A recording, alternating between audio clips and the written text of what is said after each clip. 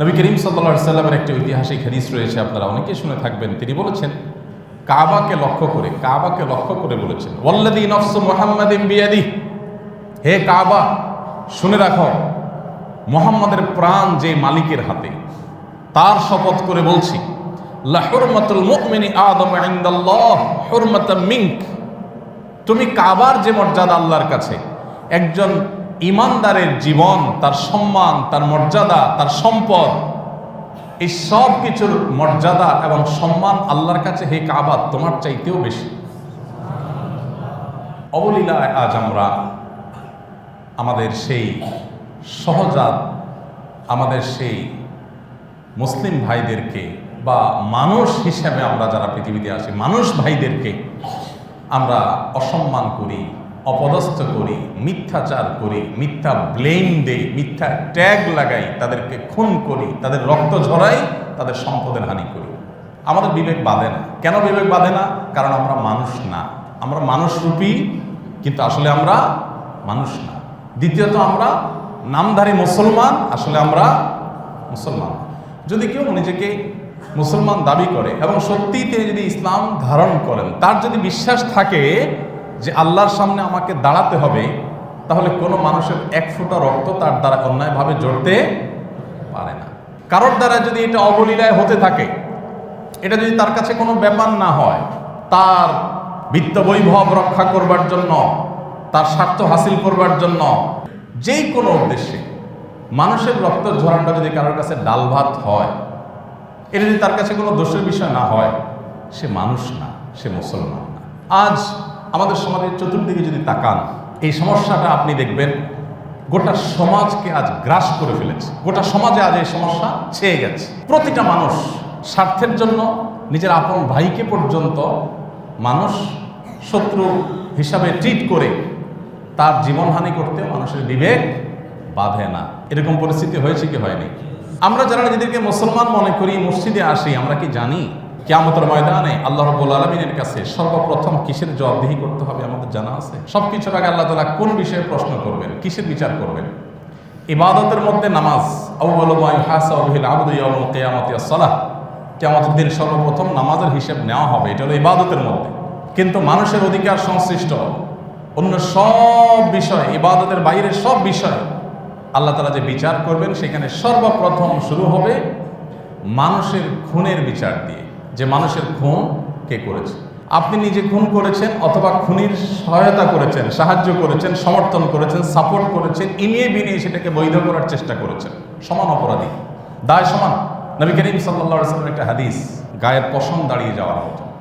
আমরা অনেকে হয়তো আগে শুনে থাকবো, দুনিয়ার আদালতে, পৃথিবীর সব দেশের আদালতে একজন মানুষ খুন করতে যদি 10 জন 5 জন মানুষ জড়িত থাকে, সাধারণত সরাসরি যে খুন করে, সরাসরি যে গুলি করে, সরাসরি যে ছুরি মারে, এরকম যারা, তাদেরকে হয়তো সর্বোচ্চ শাস্তি দেওয়া হয়, চরম শাস্তি দেওয়া হয়, মৃত্যুদণ্ড যেখানে আছে সেখানে মৃত্যুদণ্ড দেওয়া হয়। আর যারা সহযোগী ভূমিকায় থেকেছে, সরাসরি প্রত্যক্ষভাবে সে এই খুনের সাথে জড়িত ছিল না, তাদেরকে সাধারণত বিভিন্ন মেয়াদে সাজা দেওয়া হয়, যাবজ্জীবন দেওয়া হয়, কারাদণ্ড দেওয়া হয়।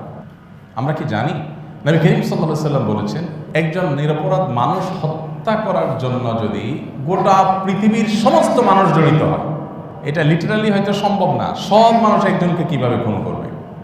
যদি কথার কথা যে গোটা পৃথিবীতে যত মানুষ আছে, সব মানুষ একজন মানুষের খুনের সাথে জড়িত থাকে, কেউ প্রত্যক্ষভাবে, কেউ পরোক্ষভাবে, কেউ হাত ধরে রেখেছে, কেউ অন্য কিছু করেছে, কেউ এটাকে ধামাচাপা দেওয়ার চেষ্টা করেছে, কেউ এটাকে বৈধ করার চেষ্টা করেছে, কেউ ব্লেম দিয়ে ওই লোকটাকে খুন করাকে হালাল করেছে।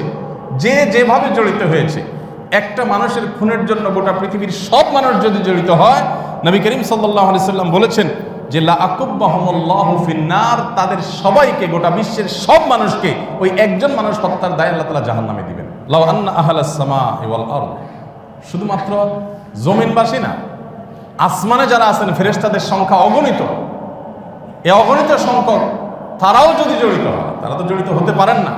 আল্লাহ রাব্বুল আলামিন মানুষের জীবনের মূল্য এত বেশি দিয়েছেন, এত বেশি রেখেছেন, আল্লাহর কাছে এত বেশি মর্যাদাবান মানুষ।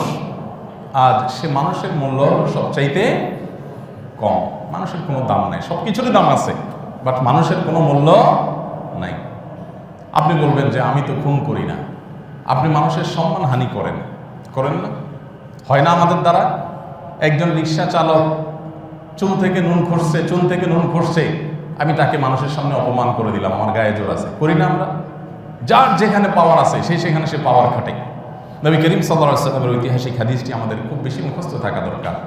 তিনি বিদায় হজের ভাষণে বলেছেন যে মনে রাখবে, তোমাদের সবার জীবন, তোমাদের সম্পদ এবং তোমাদের সম্মান, এই তিনটি জিনিস আল্লাহ রাব্বুল আলামিনের কাছে এত সম্মানিত, কাহুরমাতি ইয়াউমিকুম হাদা ফি বালাদিকুম হাদা ফি শাহরিকুম হাদা আও কামা ওয়ারাদা ফিল হাদিস।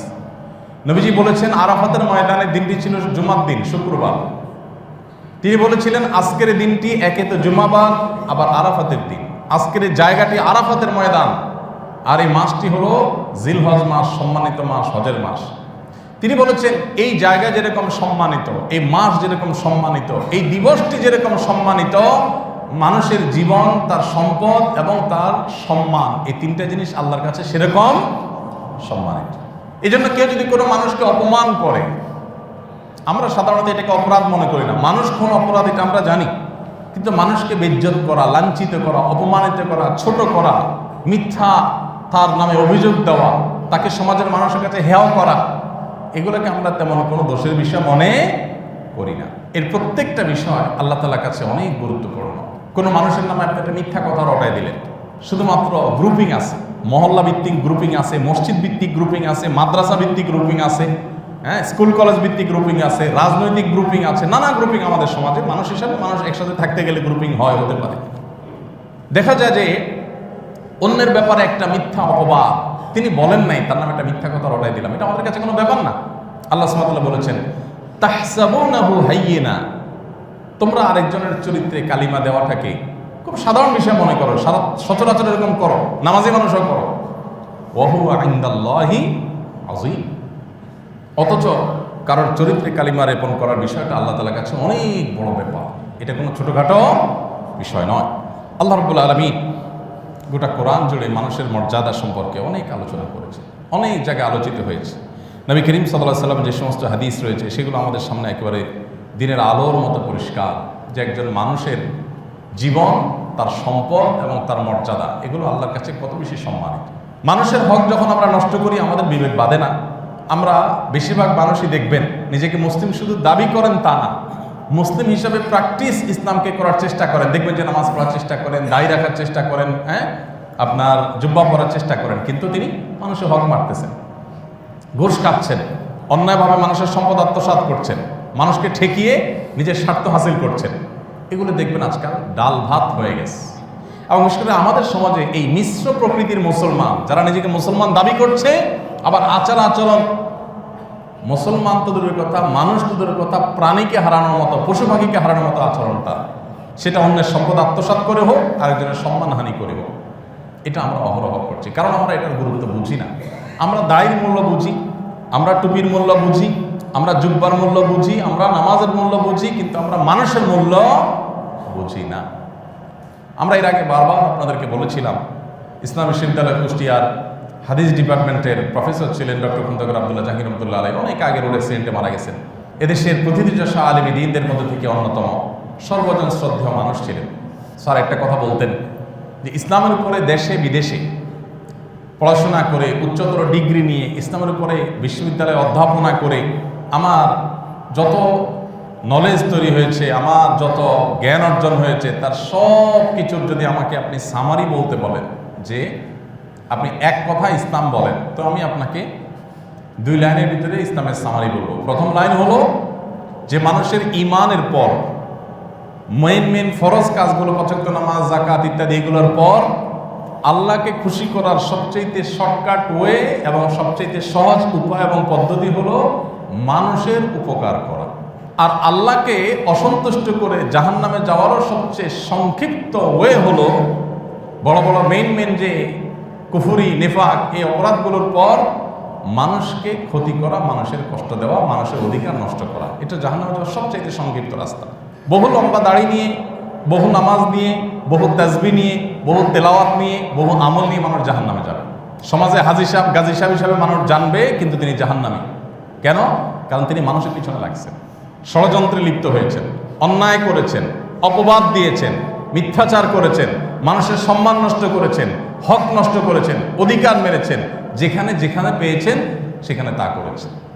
ভাইরা আমার, আজ চতুর্দিকে মানুষের জীবনের কোনো মূল্য আমরা দেখতে পাচ্ছি না। আমাদের এই প্রিয় জনপদে আমরা দেখছি যে আজকে নতুন নয়, বহুদিন থেকে এই কালচার আমাদের সমাজে বেড়ে উঠেছে যে মানুষের কোনো মূল্য নাই। এখন আর একজন দুজন মারা গেলে সাধারণত আমাদের পত্রপত্রিকা বা আমাদের মিডিয়াগুলো সেটাকে ভালো করে নিউজ করতেও দেখা যায় না। দেখা যায় ছোট্ট করে সাইড দিয়ে আপনার ছোট কলামে নিউজ আসে। আর যদি 10 জন 20 জন 30 জন 50 জন মারা যায়, তাহলে সেক্ষেত্রে সেটা লিড শিরোনামে আসে। কারণ ওই যে বাংলা একটা কথা আছে, মাছের মায়ের পুত্র শোক নাই। কারণ মাছের এত ডিম হয়, এত বাচ্চা হয়, কোথায় কোনটা মরল, কোথায় কোনটা শেষ হলো, এগুলো দেখার টাইম মাছের নাই। এখন বাঙালি মায়েরও এত সন্তান, এত মানুষ দেশে, কোথায় কতগুলো মরে থাকলো, এগুলো দেখার মতো ফুরসত আমাদের দায়িত্বশীলদের। নবী করিম সাল্লাল্লাহু আলাইহি সাল্লাম বলেছেন, লাকাতুল মুমিনিন আযম ইনদাল্লাহি মিন যাওয়ালিদ দুনিয়া। একজন ইমানদার, একজন মুসলিম, তাকে হত্যা করা, তাকে খুন করা, এটা গোটা পৃথিবী শেষ হয়ে যাওয়া, গোটা পৃথিবীর পতন হয়ে যাওয়ার চাইতে আল্লাহর কাছে ভয়াবহ ব্যাপার। গোটা পৃথিবী যদি পতন হয়ে যায়, যাক, তবু যেন একজন মানুষের জীবনহানি না হয়, একজন মানুষের জীবন অমূল্য হয়ে যায়। কিন্তু আজকাল আমাদের সমাজে আপনি দেখবেন যে খুন নুনের চাইতে সস্তা হয়ে গেছে, খুন নুনের চাইতেও সস্তা হয়ে গেছে। সর্বত্র সামান্য একটু মনোমালিন্য রেশারেশি আছে, ভাড়াটে খুনে দিয়ে খুন করে ফেলা হচ্ছে কি হচ্ছে না? সামান্য একটু রাজনৈতিক দ্বন্দ্ব আছে, বাস ফেলে দিচ্ছে, তাকে খুন করে ফেলছে। হয়তো ধর্মীয় কোনো দ্বন্দ্ব আছে, ভিন্ন মত আছে, সুযোগ পেলে প্রতিপক্ষকে শেষ করে দিচ্ছে। পাকিস্তানে আপনি দেখবেন মসজিদে মসজিদে বোমা হামলা হয়, জানাজার নামাজে বোমা হামলা হয়। কেন? শিয়া সুন্নি ভিন্ন মত আছে, এই ভিন্ন মতকে কেন্দ্র করে আপনার মানুষ খুন করে ফেলছে। ধর্মের নামে, রাজনীতির নামে, দেশপ্রেমের নামে মানুষ খুন করা হচ্ছে, কোনো ব্যাপার হচ্ছে না। অথচ নবী সাল্লাল্লাহু আলাইহি ওয়াসাল্লাম বলেছেন, লাকাতুল মুমিনিন আযম ইনদাল্লাহি মিন যাওয়ালিদ দুনিয়া। একজন মানুষের জীবনহানি করা, একজন ঈমানদারকে হত্যা করা, খুন করা, এটা কোনো দেশ না, গোটা পৃথিবীর পতন হয়ে যাওয়ার চাইতেও আল্লাহ তাআলার কাছে ভয়াবহ ব্যাপার। গোটা পৃথিবীর পতন হয়ে যায়, যাক, কোনো দেশ পতন হওয়া তো দূরের কথা, গোটা পৃথিবী শেষ হয়ে যায়, যাক, কিন্তু যাতে কোনো মানুষের জীবন অন্যায়ভাবে নষ্ট না হয়। কোরআনে কারিমে আল্লাহ রাব্বুল আলামিন মানুষ হত্যার ভয়াবহতা সম্পর্কে সবচেয়ে কঠোর কথা যে আয়াতে বলেছেন সেটি হলো, ওমাই ইয়াকতুল মুমিনান মুতাআম্মিদা। যে ব্যক্তি ইচ্ছাকৃতভাবে কোনো মুমিনকে খুন করবে, হত্যা করবে, ফাজাযাউহু জাহান্নাম, তার শাস্তি হবে কি? জাহান্নাম। সে যদি আল্লাহ, আমি উপরের বসের নির্দেশ পালন করছি মাত্র, তো বস সহকারে জাহান্নামে যাবে। এই কথা বলে কুল পাবে না যে আল্লাহ আমি তো চাকরি রক্ষা করেছি, আল্লাহ আমি তো অর্ডার পালন করেছি, কোনো রক্ষা হবে? কোনো রক্ষা হবে না।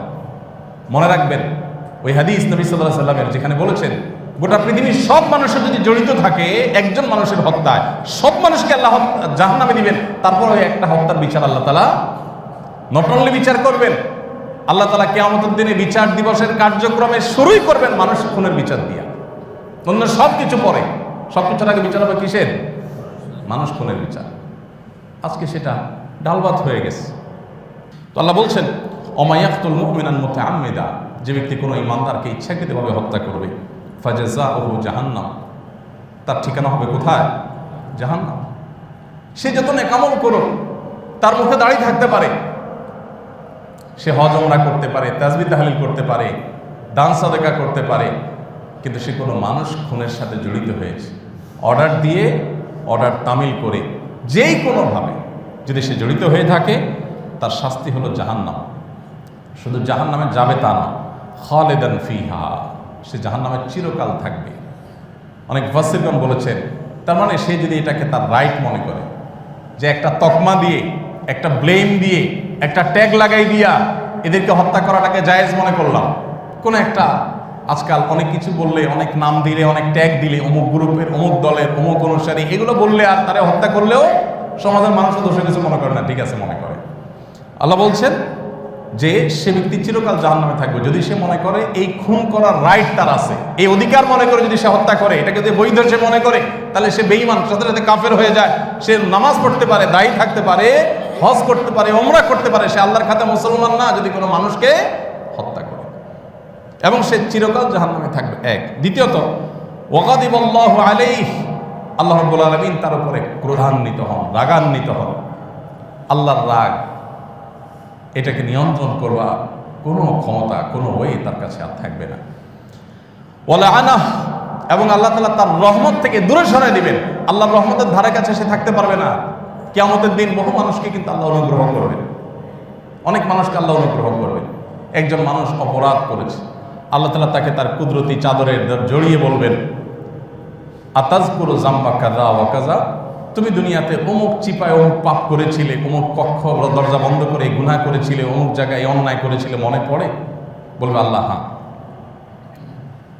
তখন বান্দা যদি আল্লাহর কাছে ক্ষমা চায়, কোনো কোনো ক্ষেত্রে এমন হবে, সবার জন্য না, যে আল্লাহ তাআলা বলবেন যাও, সেদিন তোমার এই পাপ আমি গোপন রেখেছিলাম, মানুষের সামনে তোমাকে অপদস্থ করি নাই। মানুষ তোমাকে জানতো ভালো ছেলে, ভালো মানুষ, তুমি তলে তলে পাপিষ্ঠ ছিলে, মানুষ জানতো না।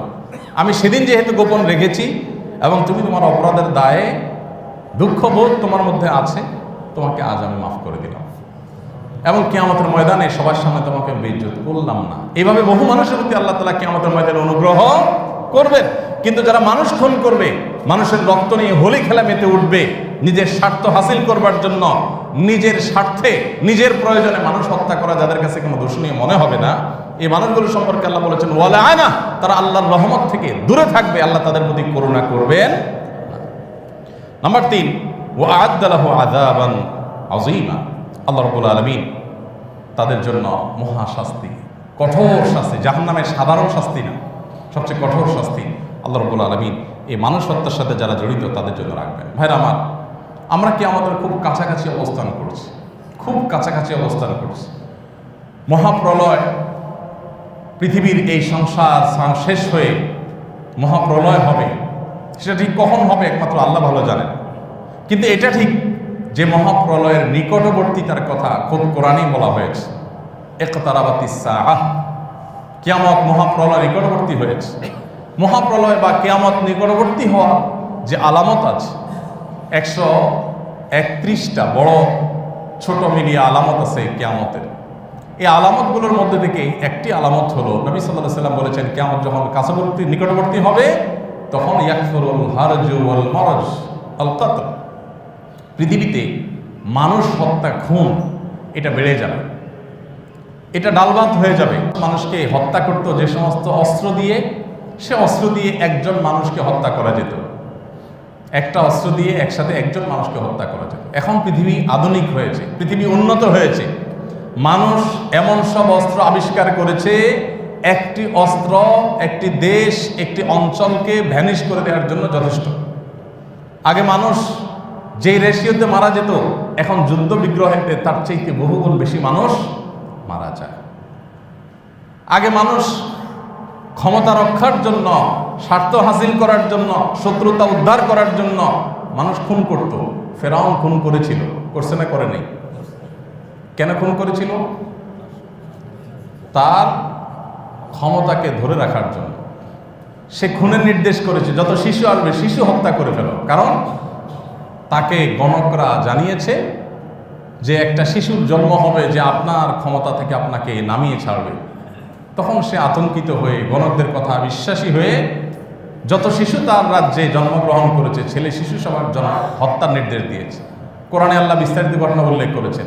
মূসা আলাইহিস সালাম ঠিক ওই সময় জন্মগ্রহণ করেছেন, যেখানে ফেরাউন সেখানেই মূসা আলাইহিস সালাম। আল্লাহ তাআলার কুদরত দেখেন। মানুষ আসলে চাইলেই যে সব কিছু করতে পারে তা না।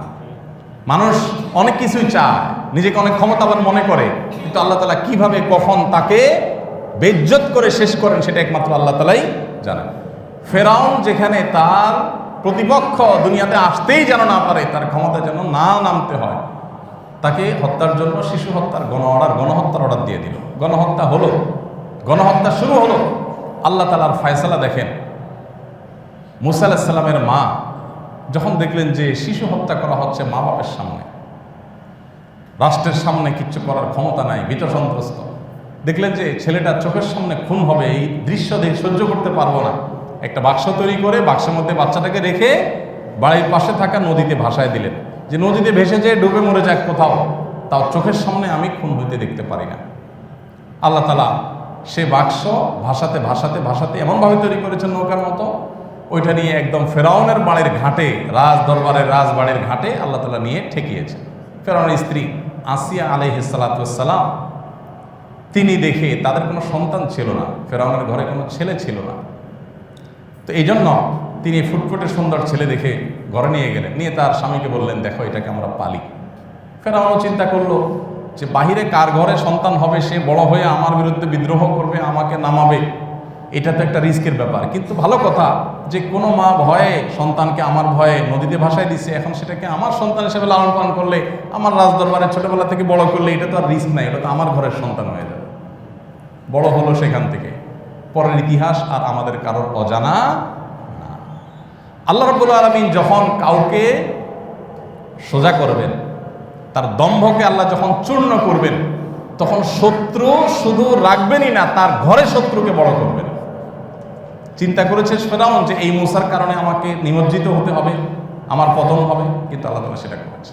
ভাইরা আমার, তো কিয়ামতের আলামত সমূহের মধ্যে থেকে একটা হলো মানুষ, গণহারে মানুষ হত্যা করা হবে, এটা কোনো মূল্য থাকবে না। ফেরাউনের সময় হয়েছে, ফেরাউন করেছে, কিন্তু এখন পৃথিবীতে আপনি দেখেন সিরিয়া, আপনি দেখেন আফগানিস্তান, আপনি দেখেন ইরাক, আপনি দেখেন, সবচেয়ে অবাক করা বিষয় হলো পৃথিবীর সমস্ত মুসলমানদের ভূখণ্ডগুলোতেই গণহত্যা চলে। অমুসলমানদের ভূখণ্ডে আপনি দেখতে পারবেন না। একটা দেশ দেখানো কঠিন হবে যে খ্রিস্টান দেশ, হিন্দু দেশ বা অন্য কোনো দেশ, তাদের উপরে টর্চার চলতেছে। চীনে এত জাতিগোষ্ঠী বসবাস করে, কিন্তু জুলুম হয় কাদের উপরে? উইগুরের মুসলমানদের উপরে। ভারতে এত ধর্মের মানুষ বসবাস করে, ভারতের কেরালা রাজ্যে, কোনো কোনো রাজ্যে প্রচুর খ্রিস্টান আছে, হিন্দু তো আছেই, কিন্তু দেখবেন যে সেখানে গণহত্যা এবং জুলুম চলছে শুধু একটা জায়গায়। সেটা কোথায়? মূলত সবচেয়ে বেশি জুলুম চলছে কাশ্মীরে। আপনি দেখবেন পৃথিবীর যতগুলো দেশে যুদ্ধ বাঁধিয়ে দেওয়া হয়েছে, গণহারে খুনের শিকার হচ্ছে, সেই ভূখণ্ড দেখবেন কাদের ভূখণ্ড? মুসলমানদের ভূখণ্ড। আল্লাহ রাব্বুল আলামিন কিয়ামতের এই ভয়াবহ আলামত, মানুষের জীবনের মূল্য যেখানে সস্তা হয়ে গেছে, আল্লাহ রাব্বুল আলামিন এরকম পরিস্থিতিতে আমাদেরকে ঈমানের উপরে, সততার উপরে, সত্যের উপরে অটল থাকার তৌফিক দান করুন। কিয়ামত যখন কাছাকাছি আসবে, নিহত মানুষ যাকে খুন করা হয়েছে সেও জানবে না আমাকে কেন খুন করা, আমার অপরাধটা কি। এখন সে পরিস্থিতি আসে না নাই? যে খুন করবে সেও জানবে না কেন খুন করেছে, কোনো অর্ডার তামিল করেছে, টাকা পাইছে, ভাড়াটে খুনি খুন করে দিয়েছে, সামান্য একটু বেতন পাইছে, ভাতা পাইছে, খুনের জন্য চুক্তি করছে, টাকার বিনিময়ে সে মানুষ খুন করছে। যাকে খুন করেছে সে নিজেও জানে না কেন খুন করেছে, আর যে খুন হয়েছে সেই বেচারাও জানে না আমার অপরাধটা কি আসলে। দেখেন ঘটনাগুলো ঘটছে এখন পৃথিবীতে, আর এগুলোর ভবিষ্যৎবাণী করেছেন নবী সাল্লাল্লাহু আলাইহি ওয়াসাল্লাম 1450 বছর আগে। এগুলো আমাদের ঈমান বৃদ্ধিতে সহায়তা করে কি করে না? যে নবী সাল্লাল্লাহু আলাইহি ওয়াসাল্লাম আল্লাহর পক্ষ থেকে ওহী প্রাপ্ত, তিনি মন থেকে কিছু বলেন নাই, তার সবগুলো পৃথিবীতে আমরা আজ দেখতে পাচ্ছি। আল্লাহ রাব্বুল আলামিন এই ধরনের পরিস্থিতিতে আমাদেরকে সবসময় অন্যায়কে অন্যায় বলার মতো মানসিকতা আল্লাহ তাআলা দান করুন। আমি বলছিলাম যে আমাদের সমাজে, আমাদের মাঝে মানুষ হিসেবে রাজনৈতিক মতপার্থক্য, ধর্মীয় মতপার্থক্য, গোষ্ঠীগত, অঞ্চলগত, ভাষাগত নানা রকম মতপার্থক্য আমাদের মধ্যে আছে। এগুলোর কারণে আমরা যেন অন্ধ হয়ে না যাই, ধর্মের নামে আমি একটা থট, আমি একটা পদ্ধতি, আমি একটা মেথড অনুসরণ করি।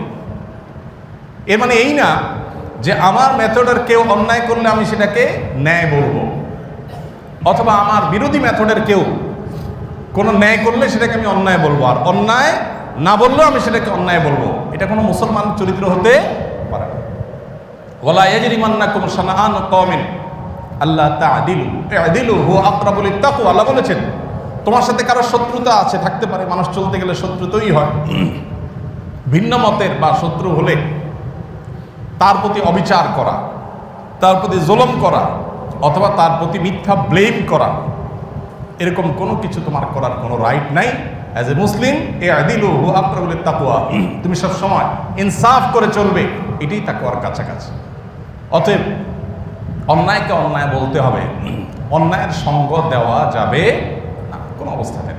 আল্লাহ তাআলা কোরআনে বলেছেন, ইয়া আইয়ুহাল্লাযীনা আমানুত্তাকুল্লাহ ওয়া কুনু মা'আস সাদিকিন, হে ঈমানদারগণ তোমরা তাকওয়া অবলম্বন করো আর সত্যবাদীদের কাছে থাকো, সাথে থাকো। যারা সত্য কথা বলে তাদের সঙ্গে থাকো, মিথ্যুকের সঙ্গে থাকিও না, মিথ্যাবাদীর সঙ্গ অবলম্বন করা যাবে না। নবী সাল্লাল্লাহু আলাইহি ওয়াসাল্লাম বলেছেন, আয়াতুল মুনাফিকি সালাত, মুনাফিকের তিনটা মার্কা আছে। কয়টা মার্কা? ইজা হাদ্দাসা কাযাব, যখন সে কথা বলবে মিথ্যা বলবে, মিথ্যা ছাড়া সে কথা বলতে পারে না, সব কথা দিয়েই তার কি থাকবে? মিথ্যা থাকবে। ওয়া ইযা ওয়া'আদা আখলাফ, যখন সে ওয়াদা করবে ওয়াদার উল্টা করবে, কথা যা বলবে করবে তার উল্টাটা। ওয়া ইযা আতুমিনা খান, আমানত তার কাছে রাখা হলো সে আমানতের খেয়ানত করবে। তো এইরকম পরিস্থিতি থেকে আমাদেরকে মুক্তি পাওয়ার চেষ্টা করতে হবে। মনে রাখবেন, দিন শেষে আমাকে আপনাকে সবাইকে আল্লাহর সামনে দাঁড়াতে হবে। আমি অত্যাচার করলে আমাকেও দাঁড়াতে হবে, আর অত্যাচারিত যে তারও আল্লাহ তাআলার সামনে দাঁড়াতে হবে। উভয়ের প্রাপ্য আল্লাহ তাআলা যথাযথভাবে বুঝিয়ে দিবেন। আমি ওয়াজ ও নসিহত করলে আমাকেও আল্লাহর সামনে দাঁড়াতে হবে, যিনি ওয়াজ নসিহত শুনেছেন তাকেও। আমি ওয়াজ নসিহত করে নিজে কতটা আমল করলাম এটার জন্য যেরকম জবাবদিহিতা হবে, আমি কোন উদ্দেশ্যে করলাম সেটার জন্য যেরকম জবাবদিহিতা আছে, আপনি শুনে কি আমল করলেন, কি সেখান থেকে গ্রহণ করলেন, কি করলেন না, সেটারও জবাবদিহিতা আল্লাহর সামনে দাঁড়াতে হবে। এই জবাবদিহিতার বোধ আমাদেরকে একমাত্র সঠিক পথে পরিচালিত করতে পারে। আল্লাহ তাআলা আমাদের সবাইকে সবসময় ন্যায়ের সঙ্গ অবলম্বন করার তৌফিক দান করুন। সকল প্রকার অন্যায়, সকল প্রকার অবিচার, সকল প্রকার মিথ্যা, এগুলোর ব্যাপারে আল্লাহ তাআলা আমাদেরকে সর্বোচ্চ সতর্ক থাকার তৌফিক দান করুন। মনে রাখবেন, আল মারউ মা'a মান আহাব, মানুষ যাকে ভালোবাসবে কিয়ামতের ময়দানে তার সাথে তার হাসর হবে, তার সাথে তাকে আল্লাহ তাআলা উঠাবেন। অতএব আমি সত্যের পথে আছি না মিথ্যার পথে আছি, আমি কি জুলুমের পথে আছি না মাজলুমের সাথে আছি, এটা আমার বিবেককে জিজ্ঞাসা করতে হবে। আমি যদি মাজলুমের সাথে থাকি তাহলে এটা আমার জন্য শুভ সংবাদ, ভালো জিনিস। আর যদি জালেমের সাথে থাকি, মনে রাখবেন জালিমের জুলুমের দায়ও আমাকে বহন করতে হবে। আল্লাহ রাব্বুল আলামিন আমাদের সবাইকে এই ফিতনা সংকুল এই সময়ে আমাদের পাকে, আমাদের অবস্থানকে সত্য এবং ন্যায়ের সাথে আল্লাহ তাআলা যেন ভালোর পথে সর্বাবস্থা রাখেন। সত্য এবং ন্যায়ের কোনো নির্দিষ্ট ঠিকানা নাই যে অমুক জায়গায় শুধু সত্য আর ন্যায় আছে, অমুক ব্যক্তি এককভাবে সত্য আর ন্যায়ের উপর আছে। সত্য এবং ন্যায়ের একমাত্র রোল মডেল হলেন নবী সাল্লাল্লাহু আলাইহি ওয়াসাল্লাম। এছাড়া কোনো দল, কোনো গোষ্ঠী একেবারে সার্বিকভাবে সত্যের উপরে প্রতিষ্ঠিত, তাদের কোনো ভুল নাই, এটা হতে কোনোদিনই পারে না। এই জন্য খুজমা সাফাদা আমাকাদার, আরবিতে একটা প্রবাদ আছে, ভালোটা গ্রহণ মন্দটা বর্জন, এই মানসিকতা আমাদের মধ্যে থাকতে হবে। কোনো ক্ষেত্রে আমরা অন্ধ হয়ে যাব না, নিজের বিবেককে খরচ করব, আমরা সবসময় সত্যের সাথে অবস্থান করব। আল্লাহ তাআলা আমাদের সবাইকে সে তৌফিক দান করুন। আর মানুষের জীবন, মানুষের সম্পদ, মানুষের সম্মান, এই তিনটা বিষয় আমাদের জীবনের অন্যতম বড় একটা গুরুত্বপূর্ণ বিষয় থাকবে, যে এগুলোর কোনোটা যেন আমার দ্বারা হানি না হয়, নষ্ট না হয়, আমি কারোর যেন অপমানের কারণ না হই, আমি যেন কারোর সম্পদ কোনোভাবে আমি হরণ না করি অন্যায়ভাবে, সেটা হোক 10 টাকা হোক 1 পয়সা, আমি কারোর সম্পদ আত্মসাৎ করব না, কারোর সম্মান নষ্ট করব না, আর কারোর জীবনহানি করার তো প্রশ্নই ওঠে না। এবং এই অন্যায়কারী যারা আছে তাদের অন্যায়কে অন্যায় বলতে হবে, অন্যায়কে কখনো ন্যায় বলে ধামাচাপা দিতে আমি পারি না। এর জন্য আল্লাহর কাছে আমাকে জবাবদিহি করতে হবে। আল্লাহ তাআলা আমাদের সবাইকে সত্যতা এবং সত্যতার পথে চলার তৌফিক দান করুন, এবং সকল প্রকার অনাচার, সকল প্রকার অন্যায় থেকে আল্লাহ তাআলা আমাদের সবাইকে মুক্তি দান করুন। জাযাকুমুল্লাহ খাইর।